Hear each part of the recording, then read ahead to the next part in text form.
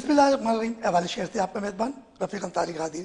सिंध की अपोजिशन जमातें और गैर सियासी तंजीमें आवाज़ बुलंद कर रही हैं कि कराची को तबाह करने में पाकिस्तान पीपल्स पार्टी का बड़ा हाथ है। बल्दियाती इदारों को अपने अंडर में लेकर मज़ीद कराची को ख़त्म करने की कोशिश की जा रही है। बात करते हैं बल्कि पीपल्स पार्टी ने अपनी मर्जी से बल्दियाती बिल पास किया और बगैर मशावरत के अपोजिशन जमातों के तमाम जमातों ने इसे मुस्तरद कर दिया, चाहे उसमें MQM पाकिस्तान हो, जमाती इस्लामी हो, PAC हो, मुस्लिम लीग नून हो और तमाम वो गैर सियासी तंजीमें हैं जिन्होंने इस बल्दियाती निज़ाम को मुस्तरद किया। अगर बात की जाए गैस, बिजली, तालीम और दीगर महंगाई, कचरे के ढेर और दीगर इस पर बातचीत होगी, मगर कहा जाता है कि सिंध हुकूमत बल्दियाती निज़ाम को तब्दील करने की पूरी कोशिश नहीं कर रही, क्योंकि उनकी कोशिश है कि ये जो निज़ाम हमने पास किया है इसी पे इंतखाबात होंगे। मगर कराची की जो कुछ तंजीमें, जिसे हम कहते हैं कि UPF पाकिस्तान एक तंजीम है और इसने बेशुमार इस कराची में काम किए। महंगाई के ख़िलाफ़ उन्होंने आवाज़ बुलंद की, कैलेक्ट्री के ख़िलाफ़ उन्होंने आवाज़ बुलंद की और शुदाए पाकिस्तान रैली निकाली गई। इस पर इसका बड़ा हाथ है और यकीनी तौर पर कहा जा रहा है कि खेलों के मैदान पर कुछ कब्जे हुए और वहाँ दुकानें भी तामीर कर दी गई। तो UPF पाकिस्तान जो है ये बड़ा काम कर रही है और ये यकीनी तौर पे कहा जाएगा UPF पाकिस्तान इनके खिलाफ आवाज़ बुलंद करे। इसी हवाले से आज हमारा प्रोग्राम है और कहा जाता है कि अगर महंगाई के खिलाफ किसी ने आवाज़ बुलंद की, यकीनी तौर पर जो अपोजिशन जमातें हैं वो तो कर रही थी, मगर 27 फरवरी से पाकिस्तान पीपल्स पार्टी महंगाई के खिलाफ जो वो एहतजाज करने जा रही है। और एक तरफ से कहा जाता है कि PTI की जो वजीर खारजा हैं शाह महमूद कुरैशी कह रहे हैं कि हम लाहौर से वो काफिला लेके चलेंगे और कराची पहुंचेंगे। अब ये सियासी जंग चल रही है मगर गरीबों की कोई बात नहीं कर रहा और कराची में होने वाले बल्दियाती जो बिल पास किया है उसको हटाने के लिए शायद ये सिलसिले चल रहे हैं। आज मेरे साथ इस वक्त स्टूडियो में मौजूद है यकीनी तौर पर कहा जाता है सदर UPF पाकिस्तान जफर मकसूद साहब। अस्सलाम वालेकुम। वालेकुम सलाम। हमारे साथ जो दूसरे मेहमान हैं उनका भी ताल्लुक सीनियर नायब सदर UPF पाकिस्तान के कामरान यकीनी तौर पे कामरान बलूच साहब एडवोकेट हैं और ये वकालत भी करते हैं और यकीनी तौर पे जब इनके पास केस आते हैं इसके साथ तो ये फाइट करते हैं और वकील एक बड़ा फाइटर होता है, हर मौजू पे जंग करता है, चाहे महंगाई हो, बिजली हो। तो आज इन तमाम मौजूद पे बात होगी। तो हम अपने प्रोग्राम का आगाज़ करते हैं जफर साहब से और बात करते हैं। जफर साहब ये बताइए UPF पाकिस्तान ये समाजी तंजीम है, तो क्या आपको सियासी तंजीम में तब्दील करने की कोशिश करेंगे या सिर्फ गैर सियासी रखेंगे? बिस्मिल्लाहिर्रहमानिर्रहीम। बहुत शुक्रिया सबसे पहले आपका कैसर साहब कि आपने मुझे जो है वो मौका दिया कि हम अपना मौक़िफ़ पेश कर सकें। UPF पाकिस्तान एक गैर सियासी तंजीम है, समाजी इदारा है और जिन चीज़ों पे अभी आपने इंट्रोडक्शन में बताया कि हम आवाज़ बुलंद कर रहे हैं, पानी का मसला हो गया, गैस का मसला हो गया, बिजली का मसला हो गया या शहर के इंफ्रास्ट्रक्चर का मसला हो गया, इस तरह से जो बल्दियाती हवाले से जो चीज़ें हैं जिन पर हम वक्तन फ़वक्तन जो है वो अपनी आवाज़ बुलंद भी करते रहते हैं और उसके साथ साथ जो है कोशिश करते हैं कि जो शहरी मसाइल हैं जिसमें आवाम जो सियासी जमातों की तरफ देख रही थी और वो सियासी जमातें जो हैं वो उनको रिलीफ नहीं दे सकें, वो काम नहीं कर सके, तो हम समाजी तौर पे कोशिश करते हैं कि उनको जो है ना हल करवाया जाए। और जैसा आपने अभी मेरे से सवाल किया कि क्या हम इसको सियासी तंजीम की तरफ लेके जा रहे हैं, तो ऐसा बिल्कुल नहीं है। बहुत सारे लोग हमसे अक्सर पूछ रहे होते हैं कि जी आप पानी के लिए बात कर रहे हैं, आप टूटी हुई सड़कों के लिए बात कर रहे हैं, आप शहर में पड़े कचरे के लिए बात कर रहे हैं, आप शहर के इंफ्रास्ट्रक्चर के लिए बात कर रहे हैं, या इसके साथ जो है वो आप बल्दियाती जो बिल है अभी जो पाकिस्तान पीपल्स पार्टी ने अभी जो नया इम्प्लीमेंट करके लेकर आए हैं, आप इसके अगेंस्ट अगर बात कर रहे हैं तो क्या आप सियासत की तरफ जा रहे हैं? तो मैं उन दोस्तों से कहता हूं कि देखें, बात दरअसल ये है कि आप जिसको सियासी मामलात कहते हैं, जिनको आप सियासी इश्यूज कहते हैं, ये सियासी इश्यूज नहीं है। अगर पानी पे बात करना अगर सियासी इशू है तो मुझे ये बताइए कि फिर सियासत करने के लिए जो है वो क्या रह गया है? पानी इस शहर में पनागुज़ीन कैंप देख लीजिए जाके, जो दुनिया में पनागुज़ीन कैंप है, वहाँ पे भी जो आलमी इदारे जो है वो पानी भेजते हैं तो वो कम से कम मिनरल वाटर की सूरत में जो है वहाँ पर उन पनागुज़ीन कैंपों में भी जो है वो पानी मुयस्सर होता है। हमारे शहर में हम गदला पानी पीने पे जो है वो मजबूर हैं। इसके साथ साथ फिर जुल्म ये है, इंतहा ये है कि हम आज से 14 साल 15 साल पहले इस शहर में टाइम से पानी आता था, नलों में पानी आता था, लाइनों में पानी आता था। अब 14 साल 15 साल बाद आज हालत ये है कि हमें उन्हीं पानी की लाइनों पे हाइड्रेंट कायम कर दिए गए। वहीं पे जो है दफर ये जिम्मेदारी किसकी थी? ये कौन लोग हैं जिन्होंने ये 14 साल के अंदर जो है इस निज़ाम को बिगाड़ा? देखें, बात दरअसल ये कि बिल्कुल इसमें सियासी तंजीमें जो है जो शहर के स्टेक होल्डर्स थे उनकी जिम्मेदारी थी, और हुकूमत पाकिस्तान पीपल्स पार्टी की है। पिछले जो अदवार गुजरे हैं तो इसमें पाकिस्तान पीपल्स पार्टी का जो है वो काम था कि वो जो है ना शहर में तरक्याती काम कराती। अच्छा, कहने को तो वो कहते हैं कि जी हमने जो है ना हमारे दौर में रिकॉर्ड तरक्की हुई है। अब वो तरक्की ये हुई है कि 15 साल पहले जो है वो पानी आता था लाइन में, आज उसी पानी की लाइन पे हाइड्रेंट कायम है, वहां से हमें पानी जो है ना वो खरीद के जो है वो पीना पड़ रहा है। ठीक है, इसी तरीके से दीगर आप मामला देख लें कि हम जब बात करते हैं आज से पहले जो अपना वसीम अख्तर साहब से पहले जो दौर गुजरा है सिटी गवर्नमेंट का, तो उसमें एक निज़ाम था शहर में कचरा उठने का। तो मुस्तफा कमाल थे जब इसे वसीम अख्तर से पहले जो जी बिल्कुल बिल्कुल, तो सिटी नाज़िर थे मुस्तफा कमाल साबिक। हाँ बिल्कुल, देखें मुस्तफा कमाल साहब के टाइम पे जो है वो ज़रूर काम हुआ है, और हम बात कर रहे हैं कि हमें आगे की तरफ जाना चाहिए, शहर को आगे की तरफ जाना चाहिए, पर ये शहर मुसलसल जो है ना वो पीछे की तरफ जो है वो आया है। कैसे आया है कि आप 15 साल में कोई तरक्याती मंसूबा तो कराची में शुरू नहीं कर सके। ट्रांसपोर्ट के हवाले से भी देख लें, आज आपको जो है ना वो एक मंसूबा जो मिला है, ठीक है, वो विफाक की ग्रीन लाइन का तो मतलब आया है ना, ग्रीन लाइन तो चल रही है। देखिए ग्रीन लाइन चल रही है, उसमें कितनी रुकावटें पैदा हुई, कितनी रुकावटों के बाद अभी भी आपको वो शहर कराची को अधूरा मंसूबा जो है वो मिला विफाक की तरफ से। हम बात कर रहे हैं कि सिंध हुकूमत ने जो वो कहते हैं कि हमारे दौर में रिकॉर्ड तरक्की हुई है, तो वो मुझे बताएं कि वो कौन सी रिकॉर्ड तरक्की है कि जिससे जो है नजर आ रहा हो कि शहर में जो है वो कोई काम हुआ है, या पूरे इंटीरियर सिंध में जो है वो कोई काम हुआ है। मतलब कहने को तो बहुत आसान है। जफर, ये जो आपने ग्रीन लाइन की बात की, ये वफाकी हुकूमत का, तो नवाज शरीफ जो साबिक वजीर आजम थे उनके दौर में शुरू हुआ था। ये तो देखिए जी, नवाज शरीफ साहब के दौर में शुरू हुआ, ठीक है, इमरान खान साहब ने उसका आके इफ्तिताह कर दिया, ठीक है। नवाज शरीफ के दौर में शुरू हुआ, इमरान खान साहब ने पाया तकमील तक पहुंचा दिया। अगर भी तो 10 साल लगा दिए। देखें बिल्कुल लगा दिए होंगे 10 साल। मैं ये कह रहा हूं कि पाकिस्तान पीपल्स पार्टी के जिस वक्त यहाँ पे वजीर ट्रांसपोर्ट थे नासिर हुसैन शाह साहब, और उससे पहले वजीर आला साहब ने यहाँ पे कुछ 6 लाइनों का इफ्तिताह जो है वो हमें बता दिया था कि जी शहर को ग्रीन लाइन मिलेगी, येलो लाइन मिलेगी, ऑरेंज लाइन मिलेगी, नीली लाइन मिलेगी, पीली लाइन मिलेगी। अल्लाह के बंदो, वो नीली पीली लाइन की जगह आपने शहर को 7 लाख चिंचियों का तोहफा दे दिया। शहर कराची में लोग चिंचियों में जो है वो यहाँ पर सफर कर रहे हैं, और जिस तरीके से शहर का हाल है, ठीक है, तो आपने दावे तो बिल्कुल किए हैं कि आप 1,000 बसें आ रही हैं, फिर वो 10,000 बसें आ रही हैं, फिर वो 600 बसें आ रही हैं, फिर वो 60 बसें आ रही हैं, फिर वो आप 6 बसें भी जो है वो इस शहर को नहीं दे सके। आप विफाक की बात कर रहे हैं। बात की जाए, देखिए विफाक कराची को बनाने की कोशिश तो की ना पीपल्स पार्टी ने।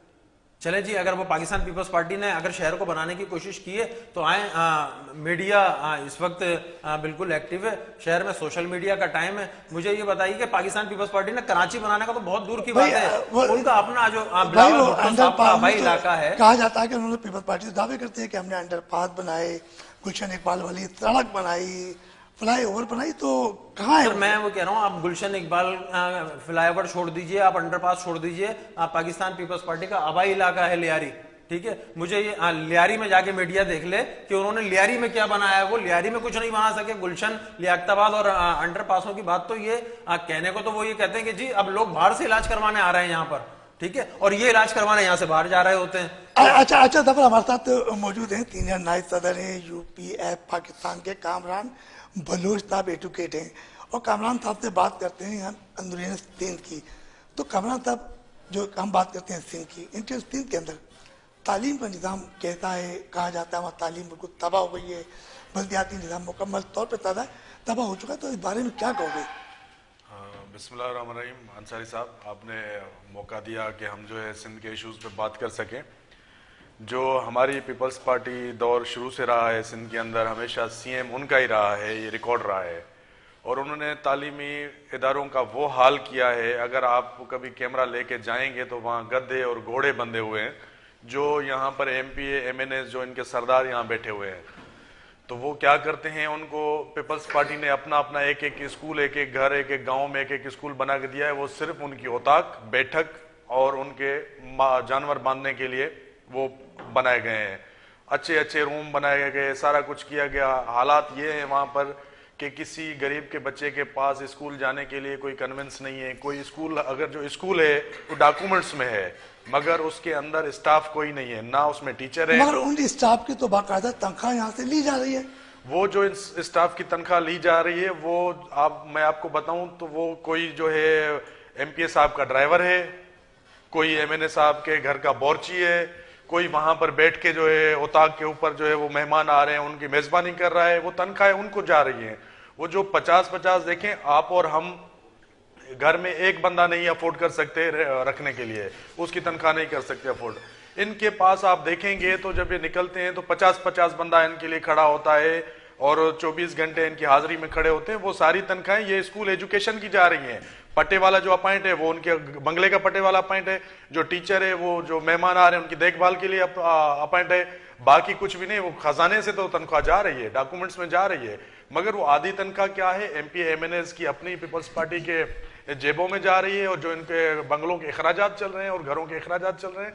और बाकी जो आधी तनख्वाह है वो जो बंदे उनके पास एज एम्प्लॉय डॉक्यूमेंट्स में बेसिकली जो वो उनके अपने ही हैं, उनको जा रही है। कामरान साहब, आप तो एक एडवोकेट हैं और आपको तमाम सूरत हाल पता है, तो कभी कोशिश की है कि आपने सिंध गवर्नमेंट के जो स्कूल है जहाँ आपने सर्वे किया हो और वहाँ इन सूरत हाल पे कोई पिटिशन दायर की हो? आप एज ए वकील। बिल्कुल, एज अ वकील मैंने इन पर्सन पिटिशंस दाखिल की हैं, जो कि सखर में कराची से ट्रांसफर हो गई थी। मैंने कराची में की थी, कराची से सखर ट्रांसफर हो गई थी। जो हमारे एरिया के, जो मेरा एरिया है वो बैकवर्ड है टोटली, मेन सिंध और पंजाब का बॉर्डर है। डैर की, उबाड़ो, रेती, खेंजू, वहां से इंडिया का बॉर्डर लगता है। यहाँ से मतलब हमको बीच में ये पीड़ रहे हैं। हमने वो सारा सर्वे किया, जो हमारे दोस्त है सारे। वहां पर ये हालत थी, जिस स्कूल से हम पढ़ के निकले थे उस टाइम तक तो स्कूल थोड़ा बहुत चल रहा था। अब हम जाते हैं, हमें खून के आंसू आते हैं जब हम उस रास्ते से गुजरते हैं, तो वो स्कूल के अंदर वो बिल्डिंग डिमोलिश हो चुकी हैं, वो बिल्डिंगें नहीं है, कोई चीज नहीं है, वो कचरे के ढेर बने हुए हैं।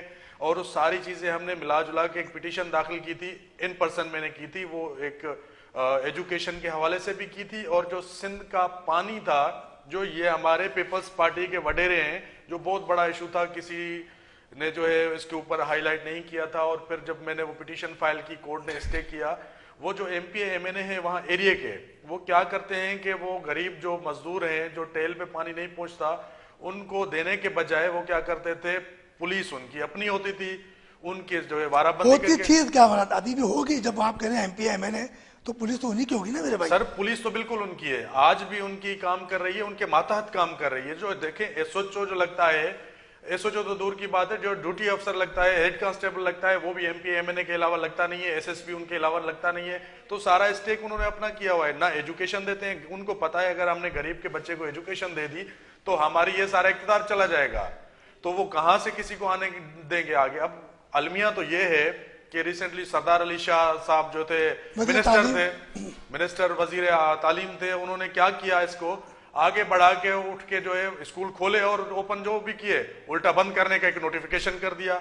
उसने क्या किया कि स्क्रूटनी हमने किए, 5000 स्कूल जो है वो खुद एडमिट करते हैं, जो कि सिर्फ डॉक्यूमेंट्स में चल रहे हैं। उनकी तनख्वाह क्यों दे रहे हैं भाई जब डॉक्यूमेंट्स में चल रहे हैं? वही आप वाला सवाल आ गया। उनके तहत डॉक्यूमेंट्स में चल रहे हैं, उन्होंने क्या किया, 5000 स्कूल उठा के बंद कर दिए। अब वो 5000 स्कूल कौन से बंद किए? जो एक एक गांव में थे, बच्चे स्कूल जाते थे, वही जो बच्चे थे इनको इलेक्शंस में ट्रबल्स क्रिएट कर रहे थे इनके लिए, उन बच्चों को इन्होंने ब्लॉक कर दिया, उनके घर वालों को ब्लॉक कर दिया। अब एक शहर के अंदर अगर एक स्कूल होगा, वो भी स्कूल जो देहात में लोग रहते हैं, जिनको ना रोड है, ना रास्ता है, ना आने का है, ना खाने का है, ना उठने का है, ना बैठने का है, तो वो छोटा बच्चा 5 साल का प्राइमरी की तालीम हासिल करने के लिए 50 किलोमीटर कैसे जाएगा?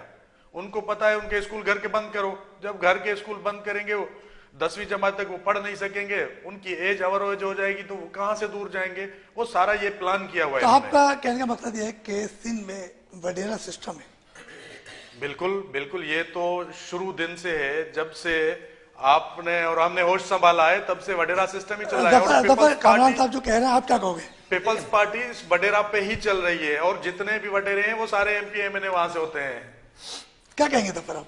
जो कामरान साहब कह रहे हैं कितनी बड़ी जबरदस्त बातें की है, सिंध के अंदर तमाम स्कूल जो तबाही के दियाने पर है, और जो वहां पे एनएफसी अवार्ड में से 2300 अरब पाकिस्तान पीपल्स पार्टी कहती है कि हमने तालीम पे जो है वो इसका बजट लगाया। पूरी दुनिया में आप देखें कि तालीम, जब किसी चीज पर पैसा लगाया जाता है उसमें तरक्की होती है, वो आगे की तरफ जाती है। ठीक है, 2300 अरब रुपए लगाने के बाद अब 4700 स्कूल बंद करने का नोटिफिकेशन भेज देते हैं। भाई अगर आपने वो एनएफसी अवार्ड में मिलने वाला पैसा तालीम पर लगाया था, तो मुझे ये बताइए कि ये जो आपने 4,500 पौने 5,000 स्कूल्स बंद किए हैं, ये वो कौन सी ऐसी कयामत टूट पड़ी? होना तो ये चाहिए था कि ये स्कूल जो है वो मतलब ओपन होते। अच्छा, दूसरा मसला ये कि आपने सिंध के गरीब मजदूर किसान हारी के बच्चे को पढ़ाना नहीं है। क्योंकि देखें, बात दरअसल ये कि आज आपने जागीरदार ने, वडेरे ने, आज आप किसान से गुलामी करवाएं, आज आप हारी से गुलामी करवाएं, आज आप जो है ना वहां के गरीब मजदूर से जो है ना आप गुलामी करवाएं। आपके बच्चे तो पढ़ लें बाहर, ठीक है ना, आपको उनके लिए भी तो यहां पे गुलाम चाहिए। अगर आपने इन बच्चों को पढ़ा दिया, तालीम तो शऊर देती है ना। आप देख लें पूरे सिंध में जो तालीम का हाल है वो इसीलिए है कि आप चाहते ही नहीं कि किसान का, मजदूर का, हारी का बच्चा पढ़े, क्योंकि अगर वो पढ़ेगा उसको शऊर आ जाएगा, और अगर शऊर आ जाएगा तो फिर वो अपने हक के लिए खड़ा हो जाएगा। फिर आपको नाजिम जोखियो जैसे लोगों को कत्ल करना पड़ेगा, आपके एमएनएस एमपीएस को जो है ना वो उनकी आवाज को जो है बंद करना पड़ेगा। एक वो मेरी सिंध की बहन है उम्मे रुबाब, देख लें वो किस तरीके से इस जागीरदाराना और वडेराना निजाम के खिलाफ जो है वो अकेली तने तना लड़ रही है। तो बात दरअसल ये कि तालीम शऊर देता है। अगर पाकिस्तान पीपल्स पार्टी सिंध हुकूमत तालीमी इदारों में इन किसान मजदूर हारी के बच्चों को पहुंचाना शुरू कर देंगे तो कल इनको वोट कौन देगा? उनको तो शऊर आ जाएगा। अच्छा कामरान साहब, ये भी कहा जा रहा है कि सिंध जो है मसाइल का गढ़ बन गया है, सबके टूटे फूटी है, कोई निज़ाम नहीं है वहाँ पर, बल्दियाती इंतखाबात की तैयारियाँ भी हो रही हैं, तो अब सिंध में बल्दियाती और ये टूट फूट की जो सड़कें उसको किस हाल में देख रहे हो? सर देखिए, जो बल्दियाती इलेक्शंस पहले हुए, पहले भी सिंध का अंदर जो था सारा सेटअप पीपल्स पार्टी का था। बल्दियाती इलेक्शंस का जो चेयरमैन बने, वाइस चेयरमैन बने, काउंसलर बने, जो एरियाज के अंदर वो गए, कोई जीरो काम हुआ, किसी ने कोई भी काम नहीं किया। वो क्या करते हैं, उठा के एक चीज, इनका एक सेटअप बना हुआ है, इन्होंने ना रोड देना है, ना एजुकेशन देनी है, ना सेहत के लिए कुछ देना है। ये क्या करते हैं, वहां से जाते हैं, 2-4 सोलर प्लेटें खरीदी, वहां एरिया में रखी, और जो गरीब लोग, गरीबों को भी नहीं, वो जो अपने इनके पास अंडर काम करते हैं उन्हीं को जाके बांट दी और तस्वीरें बनाई, फोटो सेशन किया और भेज दिया। अब सोलर प्लेट हर बंदा खरीद सकता है, आप उसको सड़क दो, आप उसको एजुकेशन दो, आप उसको सेहत दो। सेहत के मामला वहां पर ये हैं, अगर डिस्ट्रिक्ट हेल्थ ऑफिस हॉस्पिटल में चले जाएं तो वहां ना मशीनरी है, ना कोई डॉक्टर अपने टाइम पे बैठा है। अगर कोई डॉक्टर बैठा हुआ है तो वो अलमिया ये है कि मरीज को पर्ची लिख के देता है कि मेरी प्राइवेट क्लिनिक है, वहां आ जाएं। तो ये सारी चीजें अगर उनको कोई आवाज उठाए तो वो कहते हैं कि हमें ऊपर से नीचे तक सब देना पड़ता है। और दूसरी बात ये है कि ये जो सारी चीजें कर रहे हैं, 2011 में अगर मैं भूल नहीं रहा तो ऑनरेबल सुप्रीम कोर्ट ने एक जजमेंट दी थी सांगड़ उस पे जो है गैस पे फैक्ट्रीज के ऊपर, कि जो भी यहाँ का फंड होगा, एसआर फंड होगा, वो थ्रू डीसी यूटिलाइज किया जाएगा एरिया के पीपल्स के ऊपर 60%, जिसमें एजुकेशन है और हेल्थ है और बाकी जो मामलात होंगे एरियाज के। वहां पर ये अलमिया है कि वो जो डीसी बैठे हुए हैं वो आते हैं, आपको पता है कि बैग भर के दे आते हैं गवर्नमेंट को और आके अपनी पोस्टिंग लेते हैं। वो क्या करते हैं, उस फैक्ट्रीज में, मेरी जो डिस्ट्रिक्ट है घोट की, जहां से मैं बिलोंग करता हूं, वहां मल्टीनेशनल कंपनीज हैं, एंग्रो है, एफएफसीज हैं। तो वो क्या करते हैं, जो भी वो फंड आता है वो सारा डीसी के पास चला जाता है। डीसी क्या करता है, वो बैग पहुंचा देता है एमपी एमएनए को, और अलमिया ये है कि वही एमएनए एमपीए वो चेयरमैन बन जाते हैं उस मल्टीनेशनल कंपनीज के, एग्रो और एफएफसी के। अब दूसरा ये था कि किसानों के साथ ये किया गया, पहले तो जो था टिड्डी आ गई वो खा गई, अब ये है कि जब गंदम का फसल आ गया, अब बीच पे है फसल, मौसम ऐसा है कि मेरे ख्याल में 1 महीने के बाद फसल तैयार होने आए और उसको अगर इस टाइम खाद नहीं मिली तो वो खत्म हो जाएगा। अब वो फैक्ट्रीज ने क्या किया है, वो सारी ब्लैक लिस्टेड कर दी, डीसी साहब ने ब्लैक लिस्ट करके वो सारे को सारा बंद कर दिया। अब बंद करके वो डीसी साहब ही अपनी पर्ची इस्तेमाल कर रहे हैं और जो मन पसंद है वो अपने वडेरे को किसी को देता है कि भाई ये आपको 10,000 बोरी आपको मिलेगी। वो वडेरा क्या करता है, अपने घर पे ले आता है और बैठ के अगर 500 रुपए में गरीब को मिल रही है तो वो 2500 में बेच रहा है। अलमिया तो ये है, तुम गरीबों को और हारियों को जो है एजुकेशन तो दी, उनका जो खाने की रोटी बनती है 7 साल में गंदम से, वो भी आप उनसे छीन रहे हो। हालत ये है। कामरान साहब, व्यक्तिगत तौर पर आपकी बातें होती है, हम चलते हैं एक छोटे से ब्रेक की तरफ और ब्रेक से वापस आएंगे, दोनों मेहमानों से गुफ्तगू का सिलसिला जारी रखेंगे।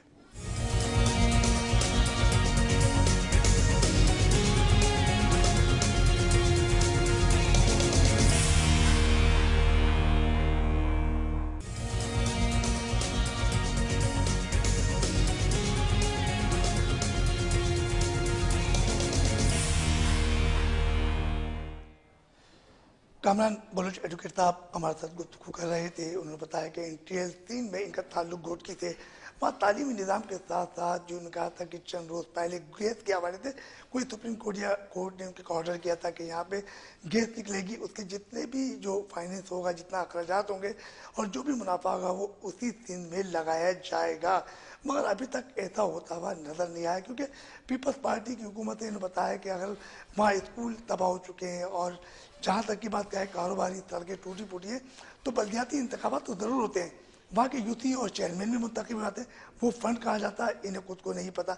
अभी हम बात करते हैं ज़फ़र साहब से, क्योंकि ज़फ़र साहब UPF पाकिस्तान के सदर हैं और उन्होंने भी शुदाए पाकिस्तान रैली भी निकाली थी और अभी बल्दियाती जो बिल पास हुआ, आइए हम उस पर बात करते हैं। ज़फ़र ये बताया कि अभी चंद रोज़ पहले पाकिस्तान पीपल्स पार्टी ने सिंध असम्बली में एक बिल पास किया था बल्दिया के हवाले से, और तमाम अपोजिशन जमातें हैं उन्होंने इस बिल को मुस्तरद कर दिया। और साथ साथ ये जमात इस्लामी जिन्होंने 31 दिसंबर 2021 को सिंध असेंबली बिल्डिंग के सामने धरना दिया था और जो अभी तक जारी है इसी कानून के खिलाफ, तो क्या समझते हैं कि ये बिल से पीपल्स पार्टी को फ़ायदा होगा या इस बिल से आवाम को नुकसान हो रहा है? देखें रफ़ीक, इसमें पाकिस्तान पीपल्स पार्टी ने जो ये कानून पास किया, इसमें वाज़ा जो है इनकी बदनीयती जो है वो नज़र आ रही है। सबसे पहले तो आप ये देखें कि आर्टिकल 140A, ठीक है, उससे हट के जो है वो बिल बनाया गया, ठीक है। 140A जो कहता है, ठीक है, कहता है कि जी बल्दियाती जो निज़ाम है वो निचली सतह पे जो है वो मुंतकिल होगा। 148 कह रहे हैं या 140 कह रहे हैं? 140A, ठीक है। अच्छा, उसके बाद जो है नीचे की तरफ मुंतकिल होगा।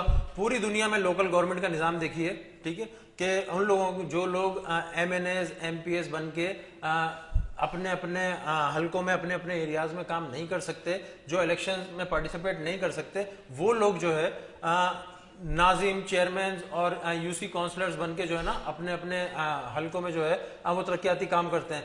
आपने इस बिल को पास करके उन तमाम जो चीज़ें नीचे डिलीवर होनी थी उनको जो है वो गजब करके आप अपने पास जो है वो रखना चाहते हैं। आपको इससे पहले आपने ऐसे कौन से तरक्की के तीर मार लिए हैं कि आप जो है ना और चीज़ें भी आपको जो है ना वो अपने हैंड ओवर जो है वो चाहिए। इससे पहले आज आप जिन चीज़ों को अपने हैंड ओवर कर रहे हैं, उससे पहले सिर्फ पाकिस्तान पीपल्स पार्टी ने एक तजुर्बा करके शहर कराची को दिखाया है। एक खालिस्तान बल्दियाती इदारा था कराची बिल्डिंग कंट्रोल अथॉरिटी, उस कराची बिल्डिंग कंट्रोल अथॉरिटी को सिंध बिल्डिंग कंट्रोल अथॉरिटी में तब्दील करने के बाद, ठीक है, उसमें वो करप्शन का जो है ना वो इन्होंने दरवाजा खोला है और शहर का इंफ्रास्ट्रक्चर जो इन्होंने तबाह किया है, ठीक है। जिस दिन सिंध बिल्डिंग कंट्रोल अथॉरिटी में इसको तब्दील किया और मंजूर कादिर काका जो इस वक्त मफरूर हैं और मेरे ख्याल से नेस्ला में भी जो है, नेस्ला टावर में भी आप उनको जो है वो नामजद कर दिया गया है, उनके जरिए इस पूरे शहर का इंफ्रास्ट्रक्चर तबाह किया गया, ठीक है। सुप्रीम कोर्ट्स के ऑर्डर्स एक तरफ, हाई कोर्ट में लगी हुई पिटिशंस एक तरफ, और पाकिस्तान पीपल्स पार्टी के सेक्रेटरी बल्दियात से लेके जो है वो दीगर जो रिलेटेड लोग हैं, उन्होंने सिंध बिल्डिंग कंट्रोल अथॉरिटी के जरिए शहर का वो इंफ्रास्ट्रक्चर तबाह किया। आज कराची में 80% मसाइल की जो वजह है ना, वो इस शहर में होने वाली गैर कानूनी तामीरात है। वो इस तरीके से देखें, लियाकताबाद जैसा एरिया देखें आप, लियाकताबाद आज से कोई 20 साल पहले देखते 12-14 घर इस साइड पर होते थे, 12-14 घर इस साइड पे होते थे, एक गली में 28 घर होते थे। मंजूर कादिर कागा के बाद जो गैर कानूनी तामीरात की यहाँ पे भरमार हुई है, तो जिस गली में 14 और 14 28 घर होते थे, आज वो एक घर खरीदा गया, उसको रेजिडेंशियल पे कमर्शियल बनाया गया। ग्राउंड प्लस 6 से कम लियाकताबाद में कोई बिल्डिंग नहीं है तो पूरे शहर का हाल ये। महमूदाबाद देख लें, ओल्ड सदर के एरियाज देख लें, जमशेद टाउन देख लें, लियारी देख लें, ऑल ओवर कराची बेड़ा गर्क कर दिया, ठीक है ना। अब देखें कि जहां पे 28 घर होते थे, आज उस गली में 120 से ज्यादा घर है पोर्शंस की सूरत में, ठीक है। जिस गली उस घर में 2 मोटरसाइकिलें होती थी, आज उस घर के नीचे जो है वो 20 मोटरसाइकिलें खड़ी हुई हैं। पानी की लाइन वही, सेवरेज की लाइन वही, गैस की लाइन वही, ठीक है। इंफ्रास्ट्रक्चर तबाह बिल्कुल। और उसके बाद आपको जब कहा जाए कि जी शहर में जो है इंफ्रास्ट्रक्चर तबाह हो रहा है, एनवायरनमेंट तबाह हो रहा है, सुप्रीम कोर्ट इलीगल कंस्ट्रक्शन के हवाले से जो है वो अपनी जजमेंट्स दे के जो है ऑर्डर्स करके कि जी गैर कानूनी तामीरात को जो है वो खत्म किया जाए, पर कैसे खत्म किया जाए? फिर रोज एक इजलास, रोज एक फैसला। पहले सिंध बिल्डिंग कंट्रोल अथॉरिटी में जो है वो सिंध हुकूमत के अफसरान अकेले गोते लगा रहे थे। फिर इन्होंने कहा कि अच्छा जी डिप्टी कमिश्नर साहब रह जाते हैं, असिस्टेंट कमिश्नर साहब रह जाते हैं, अच्छा जी आपने भी खाना है, चले जी आप भी आ जाएं। फिर डिप्टी कमिश्नर साहब को भी उस कमेटी में शामिल कर दिया, असिस्टेंट कमिश्नर साहब को शामिल कर दिया।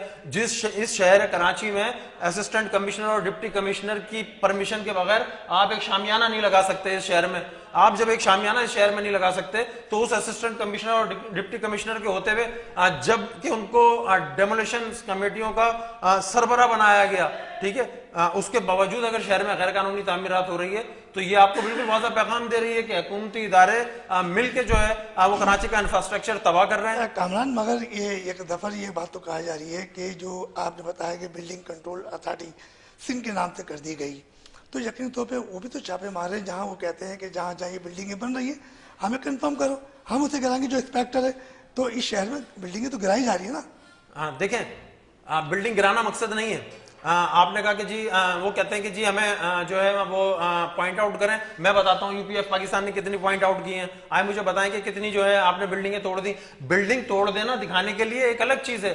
आप मुझे ये बताइए कि वो जो बिल्डिंग टूटी है इस शहर में, वो कौन सी बिल्डिंग है तो आज तक टूटी हुई है, वो दोबारा नहीं बनी, किस सिस्टम के तहत बनी? क्या सिंध बिल्डिंग कंट्रोल अथॉरिटी ने एक दफा बिल्डिंग तोड़ने के बाद आपकी जिम्मेदारी खत्म हो जाती है? क्या इस शहर में जो है डिप्टी कमिश्नर और असिस्टेंट कमिश्नर्स, मेरे पास हाल ही है कि डिप्टी कमिश्नर और असिस्टेंट कमिश्नर्स के ऑर्डर मौजूद हैं कि जी आप इलीगल कंस्ट्रक्शंस को जो है ना, आप ये कहना चाह रहे हैं कि जो गैर कानूनी तामीरात बन रही है और जिनको जो लाइसेंस दिया जा रहा है, जो पावर दिया जा रहा है, उनको मतलब जो है गिरफ्तार किया जाए? देखें, गिरफ्तारी का तो एक कानूनी मामला है, कामरान भाई उस पर ज्यादा बेहतर तौर पे बना सकते हैं। हम ये कह रहे हैं कि जी देखें, शहर का इंफ्रास्ट्रक्चर तबाह हो गया है। यहाँ पानी का मसला, बिजली का मसला, गैस का मसला, ट्रांसपोर्ट का मसला, टूटी सड़कों का मसला। आज शहर कराची में 4.5 का जल्जला आया था, लोगों को महसूस भी नहीं हुआ, क्योंकि यहाँ तो आप रोड पे निकलते हैं 8.5 के झटकों से तो अपना सफर पूरा करते हैं आप, तो आप कैसे जो है ना वो 4.5 का जल्जला आपको महसूस होगा? तो शहर का तो हाल आपने ये कर दिया है। कामरान भाई, आप जिन दफरता बात कर रहे हैं कि तीन बिल्डिंग कंट्रोल अथॉरिटी के मुख्तलिफ इलाकों में जो 80 गज या 120 गज के जो प्लाट के ऊपर बिल्डिंग की तामीरात की जा रही है, और तकरीबन 1 फ्लोर के बजाय 2 के बजाय 3 और फिर 7 फ्लोर हो जाती है, जो इंस्पेक्टर है वो जो बिल्डर को इजाजत देते हैं, तो कभी ऐसा है कि उनके खिलाफ भी कोई कानूनी कार्रवाई हो? देखिए, कानून के हवाले से बताइए। उनके लिए तो मौजूद है। देखिए, वो सिंध बिल्डिंग कंट्रोल जो एक्ट है उसके अंदर ये सारी चीजें वाजे हैं कि ये सारी चीजें अगर वायलेशन करता है, वो भले ऑफिसर हो या कि बिल्डर हो या कि कोई एक इंडिविजुअल पर्सन हो, वो ना कॉन्स्टिट्यूशन आपको इजाजत देता है, ना कि उसी एक्ट का जो है वो कोई सेक्शन आपको इजाजत देता है कि आप इसमें वो करें। मगर अलमिया ये है कि वो अगर एक दूसरे के खिलाफ, अपने ही इंस्पेक्टर के खिलाफ अगर हाई ऑफिशियल्स करते हैं, तो वो जो इंस्पेक्टर है वो तो बेचारे की लेवल क्या है, वो तो इतना सा है, वो तो 5 से 10 हज़ार वाला आदमी है। वो जो ऊपर वो बैग पहुंचा के जाता है, वो कहाँ से उसका जो है रास्ता रोकेंगे कि मैं आपके खिलाफ, इंस्पेक्टर के खिलाफ जो है वो कर रहा हूँ, एफआईआर कर रहा हूँ, या आपके खिलाफ मैं एक्शन ले रहा हूँ, या मैं आपको एंटी करप्शन में भेज रहा हूँ, या आपको नेब के थ्रू भेज रहा हूँ। अगर वो सारी चीजें बंद करते हैं फिर तो सारा का सारा इनका जो है वो दुकान बंद हो जाती है। ये दुकान चलती नीची लेवल से है और ऊपर तक, ऊपर वाले तो सिर्फ बैठे हुए हैं वो सिग्नेचर करने के लिए, वो सारा काम नीचे वाले जो इंस्पेक्टर हैं यही अपने एरियाज में लोकल में जाते हैं, वहां से उठाते हैं, किसी से जो है परमिशन किसी के पास नहीं होती। तो कामरान साहब क्या इतने वजीर बल्दियात हैं, वो एक्शन नहीं ले सकते क्या? वजीर बल्दियात खुद इन्वॉल्व है उसके अंदर, वो सिंध गवर्नमेंट की अपनी जो है वो वजीर भी है, वो मुशीर भी है, वो सारे अपने ही हैं। तो कहाँ से किसी के खिलाफ वो एक्शन लेंगे? मुझे एक बात बताइए रफीक भाई कि ये इलीगल कंस्ट्रक्शन क्या कोई चले जी कोई गुटखा बन रहा है, कोई कच्ची शराब बन रही है, कोई मावा मेनपुरी तैयार हो रही है जो घर के किसी बरामदे में तैयार हो रही हो और सिंध हुकूमत को नहीं पता? अरे भाई आप सुबह से लेकर शाम तक इस शहर में घूमते होंगे ना, ठीक है? जो स्ट्रक्चर आपको ग्राउंड+2 की इजाजत देता है वो ग्राउंड+6 आप आंखें बंद करके तो इस शहर में नहीं घूमते हैं। मतलब हमें पॉइंट आउट करने की जरूरत है कि जी शहर में गैर कानूनी तामीरात हो रही है। शहर में गैर कानूनी तामीरात हुई सिंध बिल्डिंग कंट्रोल अथॉरिटी और की छतरी के नीचे, और सिंध बिल्डिंग कंट्रोल अथॉरिटी में जितने लोग बैठे हुए हैं वो सेक्रेटरी बल्दियात और वजीर बल्दियात की छतरी के नीचे बैठे हुए हैं। अगर सुप्रीम कोर्ट की जजमेंट के बाद, अगर हाई कोर्ट के ऑर्डर के बाद भी अगर गैर कानूनी तामीरात के खिलाफ कार्रवाई नहीं होती, डिप्टी कमिश्नर और असिस्टेंट कमिश्नरों पे मुश्तमिल कमेटियां बनाने के बावजूद अगर गैर कानूनी तामीरात पे जो है वो कोई एक्शन नहीं होता है, तो इट्स मीन कि आप सब जो है इस बैती गंगा में जो है वो हाथ धो रहे हैं। अभी यूपीएफ पाकिस्तान अल्हम्दुलिल्लाह 2010 का जो केस है सुप्रीम कोर्ट में कराची बदमनी का, उसमें इंशाल्लाह हम जाएंगे। और ये जो कराची में आप कह रहे हो कि आपकी जो तंजीम है यूपी है, बिल्कुल हम जाएंगे। शहर का इंफ्रास्ट्रक्चर तबाह करने वालों के खिलाफ कोर्ट जाएगी नहीं, वो कोर्ट हालांकि जा चुकी है सिंध बिल्डिंग के खिलाफ। हमारी जो पिटीशंस हैं यूपीएफ की, जो unity peace forum of Pakistan जिसका पूरा नाम है, जो कि गैर सियासी है, बकौल आपने पहले ही तारुफ हमारा करवा दिया था, तो वो उसने जो भी यहाँ पर सिंध के अंदर इश्यूज हो रहे हैं वो इलीगल कंस्ट्रक्शन के हवाले से तो फ्रंट पेज पर है। उस जो उन ऑफिसर्स को भी वो जो है वो सारी चीजें एप्लीकेशन देती है। पाकिस्तान जो है वो पहले कोर्ट जा चुकी है, कोर्ट गई है, जा रही है, और कोर्ट में मुसलसल अपनी जदोजहद कर रही है। वो सिर्फ बैठ के किसी प्रोग्राम में बात नहीं कर रही, वो अपने प्लेटफॉर्म्स जो कॉन्स्टिट्यूशनली राइट्स हैं वो अपने यूटिलाइज कर रही है। उसमें भी ऑनरेबल कोर्टों ने आर्डर्स दिए हैं, मगर इंप्लीमेंट कौन करेगा? इंप्लीमेंट करने वाले तो सिंध बिल्डिंग के अपने ऑफिसर्स हैं। मसला तो यही यार अटकता है ना आके। इसमें एक चीज मैं और अभी कामरान भाई की बात को कंटिन्यू करूं कि सुप्रीम कोर्ट के बाज़ अहकामात हैं कि इस शहर में खेल के मैदानों पे कोई कमर्शियल सरगर्मी नहीं होगी, पार्कों पे कोई कमर्शियल सरगर्मी नहीं होगी, ठीक है ना? आपने बिल्कुल एक सियासी तंजीम के तमाम दफातर को जो है आप वो मसमार कर दिया जी, बहुत अच्छा काम किया कि बिल्कुल खेल के मैदानों में, पार्कों में कोई एक्टिविटी नहीं होनी चाहिए। इन सारे ऑर्डर्स के बावजूद राशिद लतीफ एकेडमी कोरंगी 5 नंबर पे जो अब कोरंगी ग्राउंड के नाम से मौजूद है, ये वजीर बल्दियात साहब वहां पर जो है ना वो मार्केट का इफ्तिताह करके आ जाते हैं। ग्राउंड के अंदर जो है कौन सी मार्केट का इफ्तिताह करते थे? राशिद लतीफ एकेडमी के उसमें तो कोई मार्केट नहीं बनी हुई है। बिल्कुल, अभी रिसेंटली इन्होंने जो है वो वहां पर कुछ 26 मार्केट, अंसारी साहब मार्केट भी बनी हुई है, दुकानें बनी है जो अभी हैंड ओवर होनी है। आप Rashid Latif academy cricket academy की बात कर रहे हैं कोरंगी में? जी बिल्कुल, जो आप कोरंगी ग्राउंड के नाम से वजीर बल्दियात साहब उसमें तख्ती लगा कर आए, मतलब ग्राउंड को काट के। उनका उज़र ये है कि जो है अब जो मुतासिरीन है, गार्डन मुतासिरीन हो गए, आपके जो है सदर में मुतासिरीन हो गए, लाइट हाउस मुतासिरीन हो गए, हम उनको अल्टरनेट दे रहे हैं। अब अल्टरनेट एक इंक्रोचमेंट आप खत्म कर रहे हैं, दूसरी इंक्रोचमेंट आप खुद कर रहे हैं। आपने कहा गार्डन है, लियारी है, आपने कहा लाइट हाउस है, अगर वहाँ इतनी सारी दुकानें मुतासिर जो मस्मार की गई हैं वो अगर वहां देंगे तो इतनी बड़ी जगह तो नहीं है वो, नहीं पूरा ग्राउंड खत्म करेंगे? वो सारा ग्राउंड ही तो इंक्रोच कर रहे हैं। उसी के खिलाफ ही यूपीएफ ने पिटीशन फाइल की है जिसमें कोर्ट ने नोटिस किए हैं और रिपोर्ट कॉल की है। वो आएगी रिपोर्ट तो फर्दर उसमें प्रोसीडिंग क्या होती है वो भी फिर दूसरी चीज इसमें आप ये देखें कि क्या एक चीज इंक्रोच खत्म करके आते हैं, दूसरी तरफ से खुद इंक्रोच करवाते हैं। दूसरा ये कि इस शहर का नौजवान, ठीक है, खेल के मैदानों से दूर, खेल के मैदानों के जो दरवाजे हैं वो बंद, पूरे शहर में खेल के मैदानों का बेड़ा गर्क, कचरा कुंडियां बनाई हुई हैं, पार्कों में कचरा कुंडियां बनाई हुई हैं, जो थोड़ा बहुत स्टेबल है खेलने के लिए, वहां आपने मार्केटें बनाना शुरू कर दी हैं। भाई अगर आपको किसी मुतासरीन को दुकानें देनी है तो बहुत बड़ा कराची है, कराची को थोड़ा सा आगे लेके जाएं, या आपने ग्राउंडों को काट के जो है ना वो दुकानें बनानी है। और फिर देखें, अगर कोई लैंड माफिया के लोग ये काम कर रहे होते, कोई कब्जा ग्रुप ये काम कर रहा होता, तो समझ में आ रहा होता कि जी कब्जा हो रहा है, वजीर आपका एडमिनिस्ट्रेटर कराची तख्ती से इफ्तिता करके आ रहे हैं जी कि हम जो है ना वो गार्डन मुतासरीन को जो है वो दुकानें दे रहे हैं ग्राउंड काट के। तो भाई अल्लाह के वास्ते शहर को जीने दें, ठीक है। जहां स्पोर्ट्स आपने तबाह कर रखी, आपने खेलों के मैदान आपने तबाह कर रखे, अगर ये बच्चे खेलेंगे नहीं, अगर इनको सेहतमंद मुआशरा नहीं मिलेगा तो कल इनके हाथों में जफर आप कह रहे हैं कि खेलों के मैदान तबाह किए हैं। अभी केम्पटी ने कराची के कुछ ग्राउंड अपने अंडर में लिए हैं और वहाँ खेलों की सरगर्मियाँ आबाद करने के लिए बच्चों को वो तो आबाद कर रहे हैं। आप कह रहे हैं खेलों के ग्राउंड वो तबाह कर रहे हैं, तो केम्पटी तो बाकायदा ग्राउंड जहाँ जहाँ इम्प्रूवमेंट वकाली करा रही है ग्राउंड। मुझे ये बताइए कि वो कौन सा आबाद कर रहे हैं? अगर 7,000 रुपए वो उस ग्राउंड को जो है वो फीस की मद में ले रहे हैं इस शहर में बच्चों से, भाई खेल का मैदान बच्चों का बुनियादी हक है, ह्यूमन राइट्स का मामला है। आपको चाहिए कि आप खेलों के मैदान आबाद करें और नौजवान यूथ को जो है ना वो खेल के मैदान की तरफ लेकर आए। आपने तो उसका भी एक स्टैंडर्ड कायम कर दिया है कि जी 7,000 रुपए आपने फीस देनी है। अगर आप 7,000 रुपए फीस दे सकते हैं तो खेलें, अगर आपने 7,000 रुपए फीस नहीं दे सकते हैं तो गली में खेलें, क्योंकि आपके जो मोहल्ले में ग्राउंड है उसको तो हमने कचरा कुंडी बना दिया है। हमें तो आदत है अस्तबल बनाने की, औताकें बनाने की, तो यहाँ अस्तबल नहीं बन सकते, औताकें नहीं बन सकती हैं, तो आपने कचरा कुंडियां बना दी हैं। तो भाई वो जो 7,000 रुपए ले रहे हैं, जरा उसका भी तो रिकॉर्ड मालूम कीजिए कि दिन में अगर दो दफा वो ग्राउंड बुक होता है, वो बच्चे जो दे सकते हैं, अगर वो 14,000 रुपए दिन में आ रहे हैं तो आपकी माहाना आमदनी क्या है, आप उससे कर क्या रहे हैं, वो जा कहां रही है, जरा उसको रिकॉर्ड पे तो लेकर आए। राशिद लतीफ एकेडमी में जो आपने दुकानें बनाई हैं। जफर अब तो जरूर बात करेंगे, क्योंकि चलते हैं एक छोटे से ब्रेक के तरफ, वो ब्रेक से वापस आएंगे और कामरान बल्लो साहब और जफर मखसूस से बड़ी गुफ्तगू जबरदस्त हो रही है, गुफ्तगू का सिलसिला जारी रखेंगे।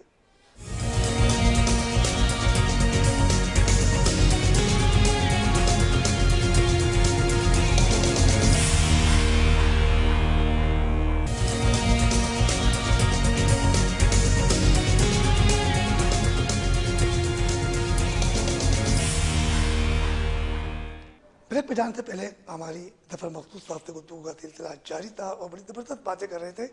उनका यही कहना है कि अगर बल्दियाती इंतखाबात होते हैं और उसमें अगर ये पीपल्स पार्टी ने यही बिल पास रखा तो यकीन तौर पर जो तमाम जो अपोजिशन जमातें बार बार मुतालबा कर रही हैं ख़त्म करने का, तो हो सकता है कि इस पर इलेक्शन पर काफ़ी फ़र्क पड़े। तो अब इसी हवाले से बात करते हैं। जफर ये बताइए कि अभी जो जमात इस्लामी है तकरीबन उनका 24-25 दिन हो गए मुसलसल धरना जारी है जो बिलजाती निज़ाम के हवाले से जो बिल पास हुआ है। तो आप क्या समझते हैं कि जैसे अभी पीपल्स पार्टी के खिलाफ MQM पाकिस्तान ने भी मुजाहरा किया, PTI ने भी किया, PSP ने भी किया और दीगर जो गैर सियासी तंजीमें वो भी कर रही हैं, तो क्या समझते हैं कि पीपल्स पार्टी को ये बिल वापस लेना चाहिए या नहीं चाहिए? देखिए बिल्कुल पाकिस्तान पीपल्स पार्टी को जो है ये बिल वापस लेना नहीं चाहिए, बल्कि पाकिस्तान पीपल्स पार्टी को ये बिल वापस लेना पड़ेगा। ठीक है, अच्छा वापस लेना पड़ेगा? बिल्कुल वापस लेना पड़ेगा, इसलिए कि आपने अपनी अददी अक्सरियत की बुनियाद पर ये फैसला जो है वो मुसल्लत किया है। अगर आपने कोई कॉन्स्टिट्यूशन में अगर कोई आपने इस में तरमीम करनी थी तो आपको चाहिए था कि आप कराची के तमाम स्टेक होल्डर्स को एतमाद में लेते और कोई एक कमेटी तश्कील देते और उसके बाद जो है आप इस बल्दियाती निज़ाम में जो है ना वो कोई तरमीम लेकर आते। आपने अपनी अददी अक्सरियत की बुनियाद पे जो फैसला किया है तो आज पूरा शहर जो है वो सर्रापा एहतजाज है। जमात इस्लामी सियासी तंजीमों की बात छोड़ें, हम अपनी समाजी तंजीम की तरफ से जो है वो इस बिल की जो है वो मजम्मत करते हैं, क्योंकि देखिए लोकल गवर्नमेंट का निज़ाम जो है वो है निचली सतह पे जो है आप इख्तियारात को डिलीवर करें ताकि निचली सतह से जो है वो तरक्की का अमल जो है वो शुरू हो सके, ना कि आप जो है ना वो अपने करप्शन का बाजार गर्म करने के लिए आपने जो है ना वो ये इदारा भी अपने हाथ में रखना है, ये इदारा भी अपने हाथ में रखना है, ये इदारा भी अपने हाथ में रखना है। भाई जो आगे रखना है उसको तो छोड़ दीजिए, जो पीछे आपके हाथ में था वो तो बताइए कि वो है, उसका आपने जो है वो क्या हल किया है। तो आप क्या चाह रहे हैं कि 2021 वाले कानून के हम मतलब ये है कि डिमांड करते हैं कि 2011 की तर्ज पे जो है वो बल्दियाती इंतखाबात होने चाहिए। 2011 तो अगर 2011 के तर्ज पे इंतखाबात होने चाहिए और तमाम तंजीमें भी ये कह रही हैं, पार्टियां भी कह रही हैं, मगर पीपल्स पार्टी तो नहीं मान रही, तो फिर आप क्या करेंगे? देखिए एहतजाज जमहूरी हक है और बिल्कुल हमारे यहाँ तो अब इस मुल्क में जो है ना वो फैशन बन गया है कि आप कहीं धरना दे लें और धरना देने के बाद जो है ना अपने मुतालबात 100% नहीं तो 50% तो जो है ना वो नेगोशिएशन करके आ जाएं। तो देखें इंशाल्लाह बेहतरी की उम्मीद है, बेहतरी आएगी। अच्छा कमलनाथ साहब, आपसे बात करते हैं। इस शहर में इस वक्त कोरोना की एक वबा बड़ी तेजी के साथ फैल रही है और ये 5वीं लहर आ चुकी है, तो आप क्या कहेंगे कोरोना के हवाले से? मुख्तलिफ स्कूल भी बंद होने जा रहे हैं और कहा जा रहा है कुछ कारोबारी सरगर्मियाँ भी जो है मुतासर होंगे, क्योंकि 18 मार्च 2020 में पहला लॉकडाउन लगा था और अरबों रुपए का नुकसान हुआ था और अभी ताजिरों की कमर संभल नहीं पाई है और इंडोर जो है वो बंद कर दी गई है, तो आप क्या कहोगे इस बारे में? सर देखिए ना, कोरोना का जो सिलसिला चला है 2020 से लेके 21 से लेके, वो सारा एक पीपल्स पार्टी ने पहले लॉकडाउन किया।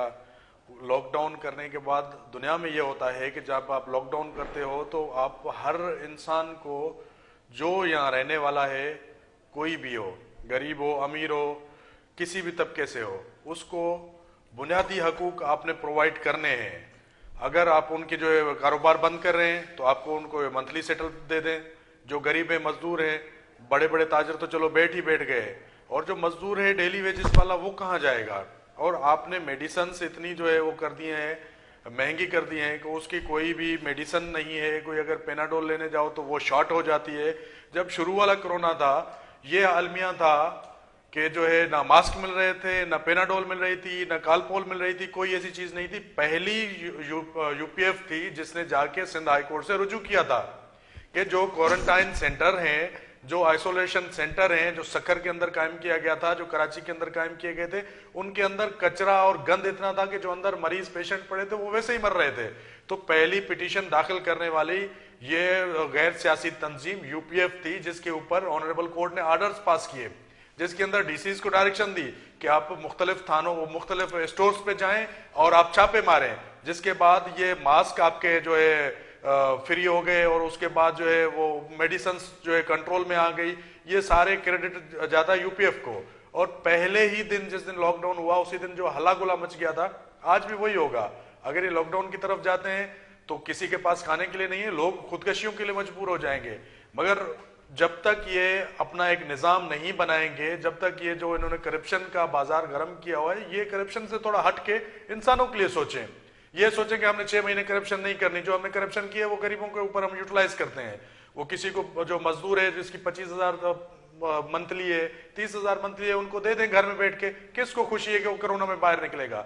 कोरोना एक मौत है, वो सारे हर बंदा जो है डर के खौफ के मारे जाता है। उसको ये भी पता नहीं कि मैं अपने फैमिली में आ रहा हूं, मेरे छोटे छोटे बच्चे हैं, पता नहीं उसका क्या होगा क्या नहीं होगा। क्या कोई बंदा खुदकशी करने जाएगा? आज तक आपने ये सोचा है? कोरोना में बाहर निकलना तो खुदकशी है ना। बंदा क्यों जाता है? वो बोलता है घर में अगर बच्चे फाका कशी से मर रहे हैं तो चलो मैं ही मरने जा रहा हूं। वो इसीलिए जाता है। जब तक आप उसको बेसिक नीड प्रोवाइड नहीं करेंगे, आप उनको जो है कोई चीज नहीं देंगे, आप उनको राशन दे दें, सब कुछ जो जरूरत जिंदगी चीजें हैं वो आप उनको दे दें। फंडामेंटल राइट है उनके, वो आपसे कोई भीख भी नहीं मांग रहे, उनके फंडामेंटल राइट है। आप टैक्सेस कितने लेते हैं हमसे? हर एक चीज के ऊपर आप टैक्स हमसे वसूल करते हैं, और जब वो टैक्सेस आपके पास आती हैं तो आप बदले में हमें क्या देते हैं? कोई चीज नहीं है हमारे पास। 6 महीने आपने कराची को बंद किया, 6 महीने में आप हाल देख लें कि कहां से कहां तक लोग। अच्छा जफर, महंगाई आसमान से बातें कर रही है, ये तो कोरोना की बात हो रही थी। अगर महंगाई की आप देखें तो पेट्रोल 148 रुपए, और इसके अलावा दीगर अशिया पे भी बड़ी महंगाई है, चाहे वो दाल हो, चावल हो, गोश्त हो। तो कैसे चलेगा? गरीब कैसे जिएगा? जो आपकी यूपीएस जो है तंजीम है तो क्या कर रही है गरीबों के लिए? देखें, इसमें जहाँ तक महंगाई का ताल्लुक है, तो ये पूरे पाकिस्तान में जो है गरीब इससे जो है मुतासिर है। और पेट्रोल की आपने बात की, 148 रुपये, इससे पहले अदवार में भी 140 135 तक जो है वो पेट्रोल जो है वो आया है और उसके बाद फिर नीचे जाता है। बिल्कुल इसमें जो है यूपीएफ पाकिस्तान महंगाई के ख़िलाफ़ आवाज़ बुलंद करती रहती है। मुख्तलिफ फोरम्स पे जो है हम इस पे अपनी आवाज़ बुलंद करते हैं। पर इसमें मामला ऐसा है कि जो सियासी एलिमेंट्स हैं हमारे, ठीक है, अभी आप देखें कि पेट्रोल 148 रुपये पर है और हम मुख्तलिफ इशूज़ में जो है वो उलझे हुए हैं।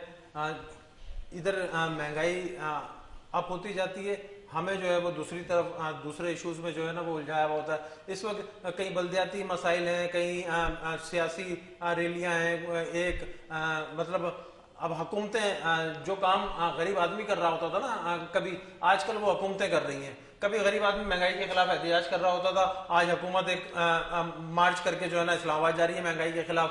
दूसरे जो है वो वहां से मार्च करके आ रहे हैं यहाँ पर जो है ना वो सिंध हुकूमत के खिलाफ। तो बात ये कि अब आवाम, मतलब आप ये समझ रहे हैं कि आवाम को छोड़ के ये अपनी सियासी जंग लड़ रहा है। बिल्कुल ऐसा ही है, बिल्कुल ऐसा ही। आप देख लेना हुकूमतें जो है इससे पहले पाकिस्तान पीपल्स पार्टी ने SSGC के खिलाफ जो है वो मुजाहरे किए, प्रोटेस्ट वो किए। लड़ेंगे तो आवाम को बेवकूफ बनाएंगे ना। ऐसा महसूस हो रहा होता है वो कि लड़ेंगे, वो बोलेगा कि भाई आप गलत कर रहे हो, वो बोलेगा आप गलत कर रहे हो।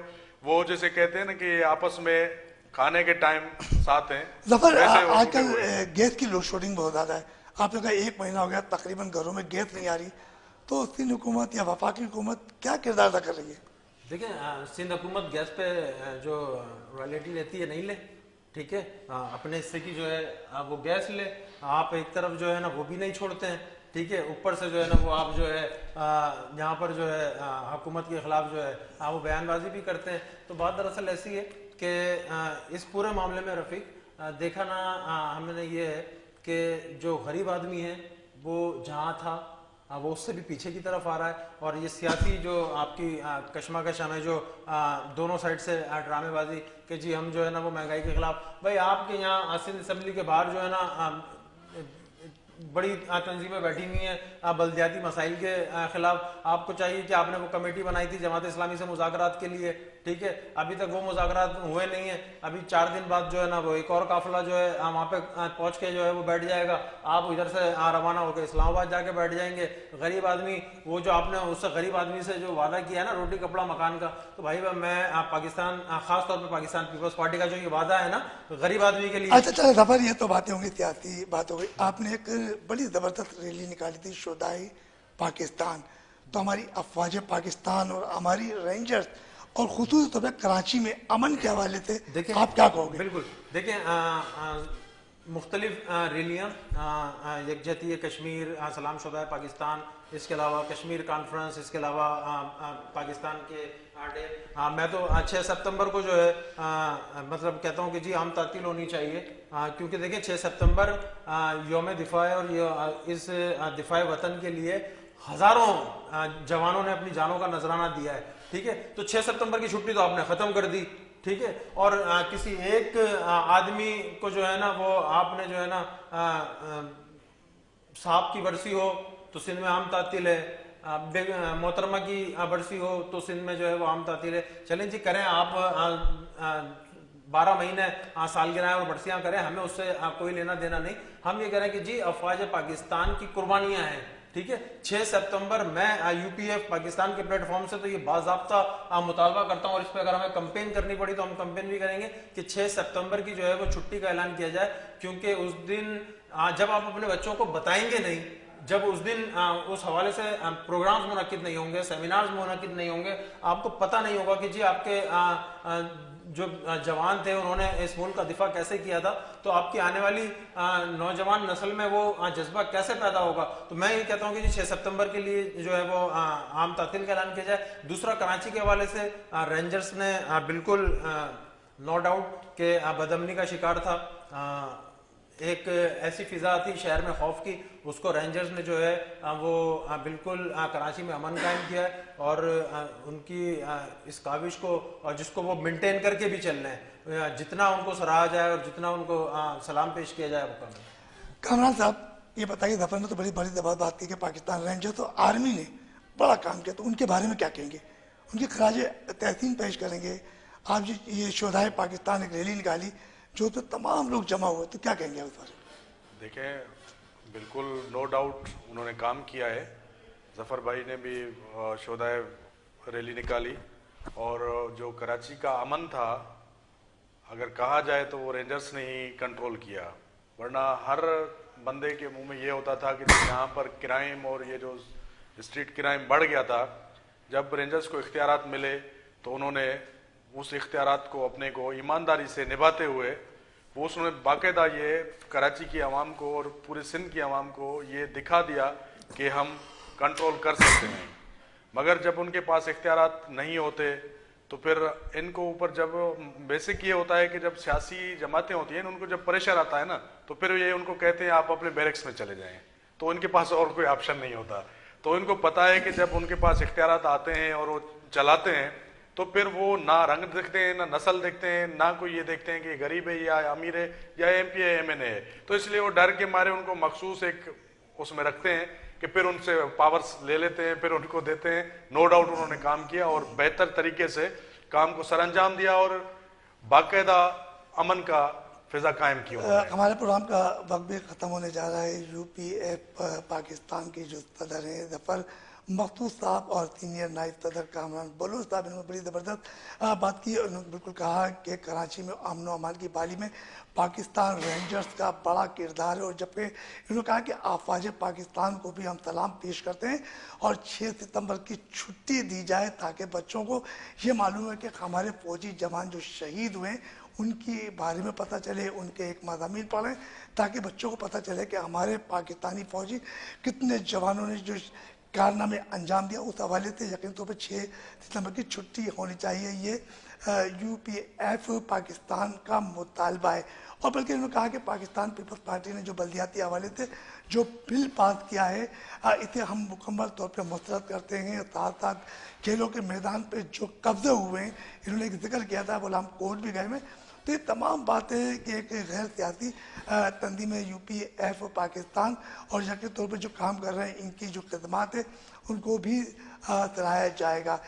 वाले शहर से आपके मेज़बान रफ़ीक अंसारी को इजाज़त दीजिए। अल्लाह हाफिज़।